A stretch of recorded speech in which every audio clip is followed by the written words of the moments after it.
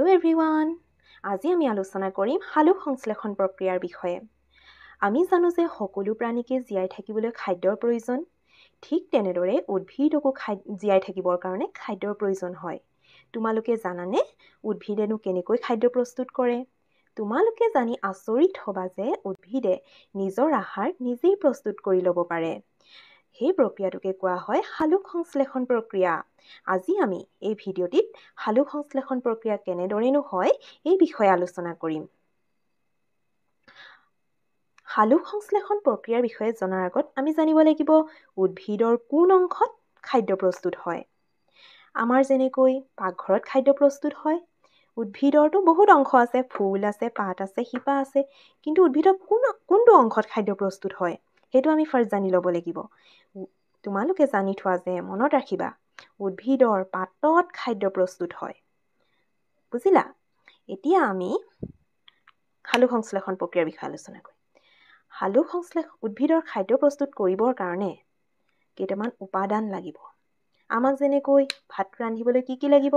চাউল লাগিব, পানী লাগিব, জুই লাগিব।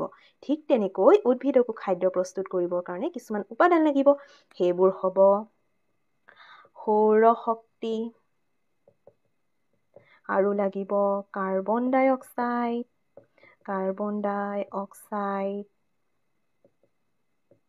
আৰু লাগিব পানী আৰু খনিজ দ্ৰব্য।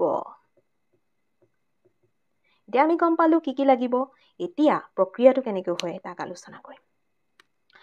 প্ৰক্ৰিয়াটো হ'বৰ কাৰণে সূৰ্যৰ পোহৰ লাগিবই। দিনৰ ভাগতহে হ'ব, ৰাতিৰ ভাগত নহয়। সূৰ্যৰ পোহৰৰ উপস্থিতিত, সূৰ্যৰ পোহৰ যেতিয়া থাকে তেতিয়া শিপাই মাটিৰ পৰা, আমি জানো মাটিত পানী খনিজ দ্ৰব্য থাকে, শিপাই মাটিৰ পৰা পানী খনিজ দ্ৰব্য শোষণ কৰি কাণ্ডইদি গৈ পাতলৈ পঠিয়ায়। কাৰণ পাতত খাদ্য প্ৰস্তুত হয়, গতিকে পানী আৰু খনিজ দ্ৰব্য পাতলৈ আহিলে এইটো হৈ গ'ল। এতিয়া পাতত কিছুমান সৰু সৰু ফুটা থাকে, এনেকুৱা সৰু সৰু, আমি খালী চকুৰে দেখা নাপাওঁ। এইবোৰক কোৱা হ'ব পত্ৰৰন্ধ্ৰ বুলি কোৱা হয়। এই পত্ৰৰন্ধ্ৰইদি, এই ফুটাইদি বায়ুমণ্ডলতো বিভিন্ন গেছ থাকে, সেই বায়ুমণ্ডলৰ পৰা কাৰ্বন ডাই